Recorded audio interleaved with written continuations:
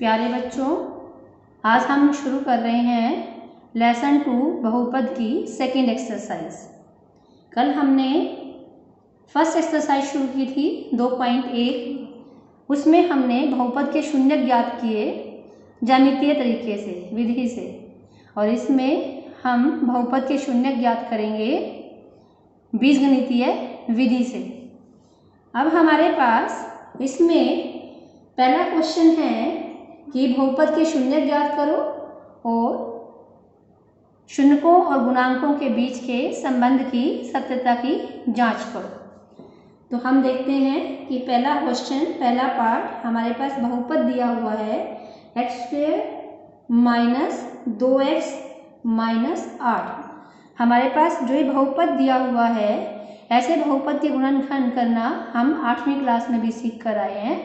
आज एक बार फिर से देखते हैं कि बहुपद के गुणनखंड कैसे बनाए जाते हैं।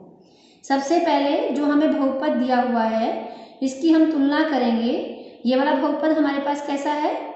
द्विघाती बहुपद, क्योंकि इसमें चर कौन सा है? इसमें x। इसकी सबसे बड़ी घात क्या दी हुई है? 2। तो ये हमारे पास द्विघाती बहुपद है। तो इसकी हम तुलना करेंगे जो हमारे पास द्विघाती बहुपद की स्टैंडर्ड फॉर्म में लिखा जाता है उससे। अब हमारे पास ये एक द्विघाती बहुपद है। इसमें जो हमारे पास a, b और c है, जो x² का गुणांक है वो a है, जो x का गुणांक है वो b है, और जो c है इसको हम बोलते हैं अचर पद। तो इसी तरह से हम दिए हुए बहुपद की इससे तुलना करके a, b और c की वैल्यू निकाल सकते हैं। जैसे अगर हमारे पास x² का गुणांक a है तो इसमें हमारे पास x² का गुणांक क्या है? 1। क्योंकि हमें इसमें x² के साथ कुछ भी गुना होने वाला अंक नजर नहीं आ रहा, तो हम क्या लेंगे? 1। इसमें हमारे पास x के साथ गुना होने वाला अंक क्या है? +2। तो हमारे पास इसमें x के साथ गुना होने वाला अंक कौन सा है? -2। इसका मतलब b किसके बराबर है? -2 के बराबर है, और c किसके बराबर है? -8 के बराबर है। फिर हम a और c की गुना करते हैं। a की c से गुना करी, 1 को -8 से गुना किया तो हमारे पास आया -8। अब हमने a और c को गुना किया तो हमें 8 मिलता है, और b हमारे पास क्या है? 2। हमने अपनी तरफ से दो संख्याएं ऐसी सोचनी हैं जिनकी हम गुना करें तो 8 आए, और जिनको माइनस करें तो हमारे पास 2 आ जाए। बच्चों इस तरफ ध्यान देना, मैंने माइनस बोला है। अब माइनस क्यों कहा गया? अब आप यहाँ पर देखो, जो c है, जो अचर पद है, उसका चिन्ह देखना है कैसा है। जैसे c हमारे पास आया -8 के बराबर। अगर यहाँ माइनस का चिन्ह आया है तो दो संख्याएं जो हमने ली हैं उनको माइनस करेंगे, और अगर यहाँ प्लस का चिन्ह आया है तो जो दो संख्याएं हमने ली हैं उनको प्लस करेंगे। स्पेशली ध्यान रखना है, हमारे पास जो यहाँ पर चिन्ह आया है ये मायने नहीं रखेगा कि यहाँ पर चिन्ह क्या है। सिर्फ हमने इतना ही देखना है कि a और c से गुना करने पर क्या आया हमारे पास? 8, और b कितना दिया हुआ है? 2। लेकिन जो दो संख्याएं हमने सोची हैं, जैसे मैंने देखा कि हमारे पास दो संख्याएं 4 और 2 ऐसी हैं। अगर मैं 4 को 2 से गुना कर देती हूँ तो क्या बन जाता है? 8, और 4 में से 2 को माइनस करती हूँ तो हमारे पास क्या बन जाता है? 2। तो यहाँ मैंने कहा कि माइनस करना है, मैं स्ट्रेस दे रही हूँ यहाँ पर, माइनस करना है। क्यों माइनस करना है? क्योंकि जो हमारे पास c की वैल्यू थी वो माइनस वाली थी। अगर यहाँ पर c की वैल्यू प्लस वाली होती तो हम यहाँ पर प्लस करते। अब क्वेश्चन को आगे बढ़ाते हैं। हमें दिया हुआ था बहुपद x² माइनस 2x और -8। अब इस बहुपद में 3 पद हैं, पहला पद, दूसरा पद, तीसरा पद। पहले पद को हम ऐसे कैसे लिखेंगे? दूसरा पद सिर्फ हमने चिन्ह लगाया, अब एक ब्रैकेट शुरू करी, हमने जो 2 अंक लिए हैं उनको लिखा 4 - 2। 2 की जगह हमने लिखा 4 - 2, ब्रैकेट बंद, x ऐसे का ऐसे ही लिखना है, और फिर -8, यानी तीसरा पद भी ऐसे का ऐसा ही लिखना है। यानी कि चेंज कहाँ हुआ?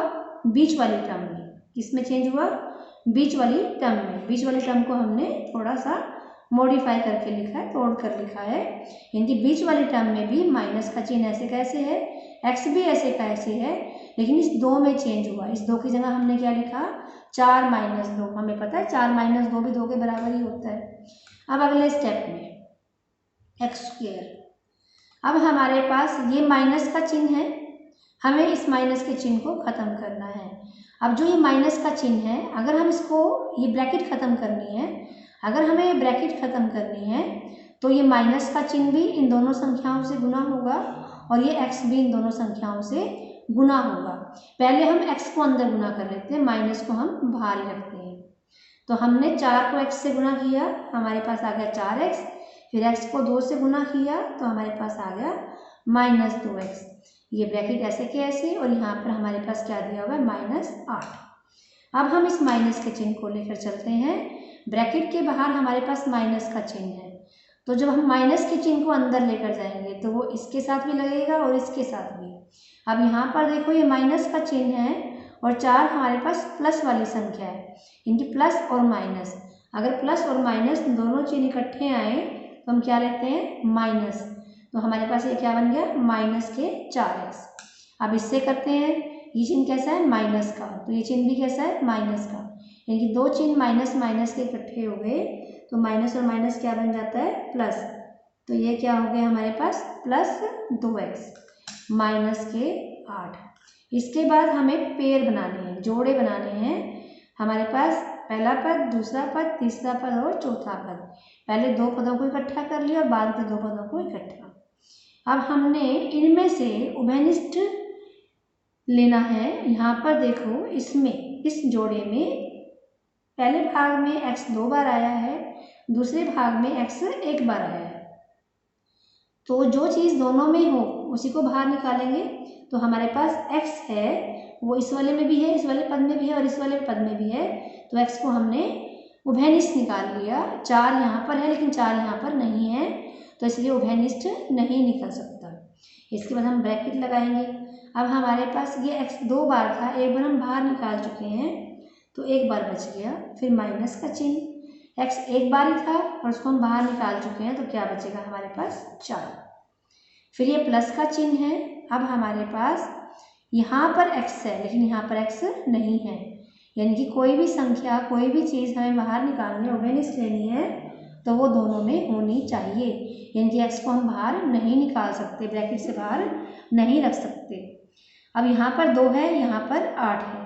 देखने में ऐसा लग रहा है कि ये भी अलग है, ये भी अलग है, लेकिन हमें पता है 4 में 8 को हम ऐसे लिख सकते हैं, 8 बराबर में 4 गुना 2।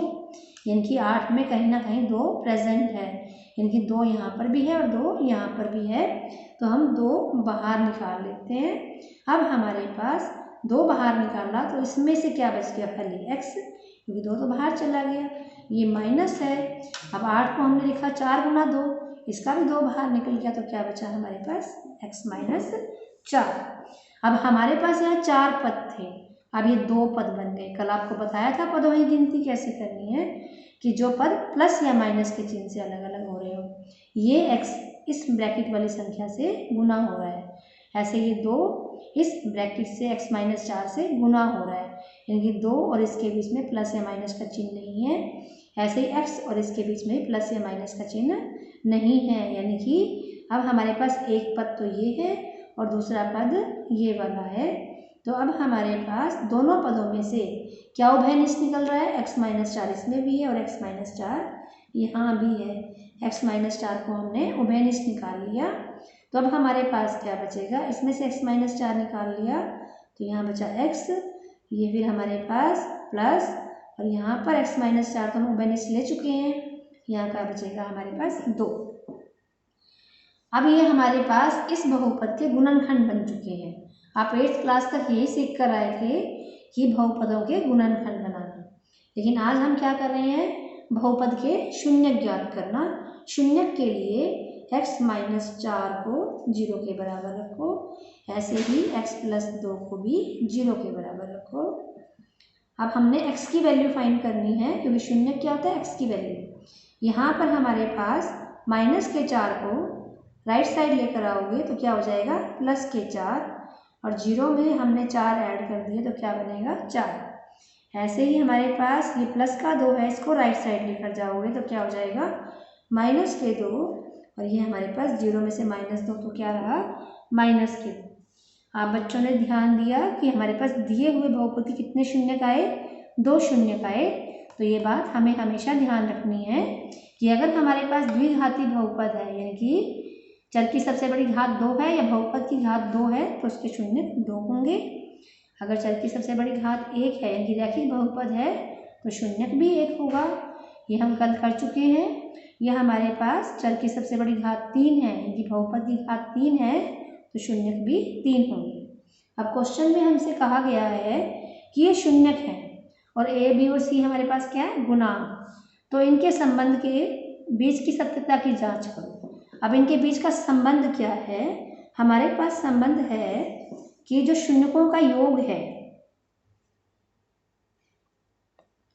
जो शून्यकों का योग है -b/a के बराबर होता है।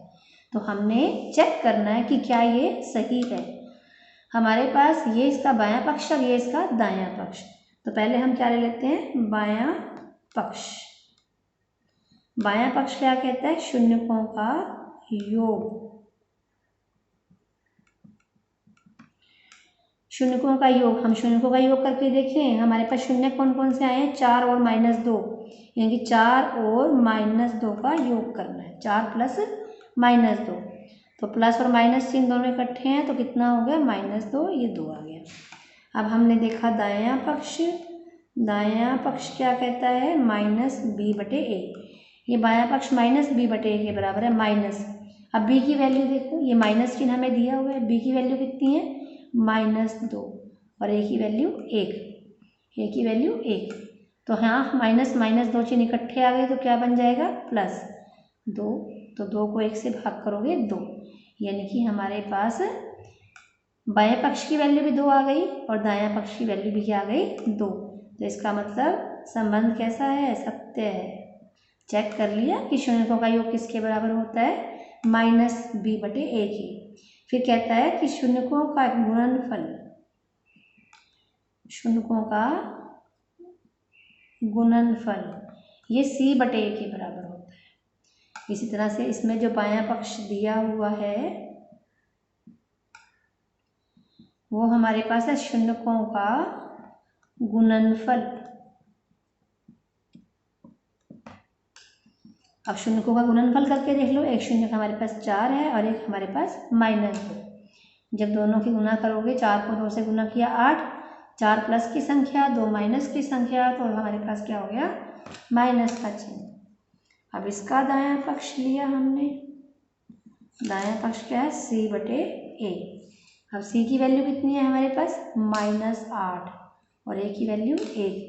-8 को 1 से भाग करोगे तो 1, यानी कि जो बायां पक्ष था उसका मान भी -8 आया है, जो दायां पक्ष है उसका मान भी -8 आया है।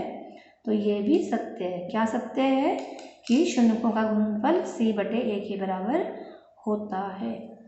तो ये हमारे पास क्वेश्चन हुआ आज का कि हमने पहले बहुपद के शून्यक निकालने हैं और फिर शून्यक और गुणांकों के बीच के संबंध की सत्यता की जांच करनी है। तो इसमें शून्यक, बहुपद के शून्यक निकालते हुए हमें जो मेन बात ध्यान रखनी है कि जो 2 अंक हम ढूंढते हैं उनको हमने आपस में जोड़ना है या घटाना है। किसके ऊपर डिपेंड करता है, c के चिन्ह के ऊपर। अगर c का चिन्ह प्लस का है तो इन दोनों को जोड़ेंगे, c का चिन्ह माइनस का है तो उनको घटाएंगे। बाद में इनके जोड़े बनाना और कॉमन निकालना बड़े ध्यान से करना है। तो आज के लिए इतना ही। आज आपका होमवर्क, पहले क्वेश्चन के हमें इसमें 6 पार्ट दिए हुए हैं, इसमें से मैं आपको 4 पार्ट घर पर करने के लिए दे रही हूँ। आप बच्चे कॉपी पर करना और फिर मुझे शेयर करना। चेक कर लेते हैं, हमारे पास इसी का पहले क्वेश्चन का दूसरा भाग है 4s² - 4s + 1। इसी का तीसरा भाग है हमारे पास 6x² - 3 - 7x। अब जब भी हम कोई द्विघाती बहुपद लिखते हैं तो सबसे पहले x² वाला पद, उसके बाद x वाला पद, तो थोड़ा इसको चेंज कर लेना है, माइनस के साथ x, और माइनस के 3। क्वेश्चन करते हुए हमेशा ध्यान रखना है एक्स स्क्वायर के गुणांक को a कहते हैं, एक्स के गुणांक को b और अचर पद को c। चौथा भाग इसका, छठा भाग है इसके बाद इसका हमारे पास है 3x² माइनस x और माइनस के 4।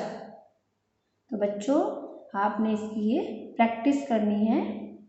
Have a nice day.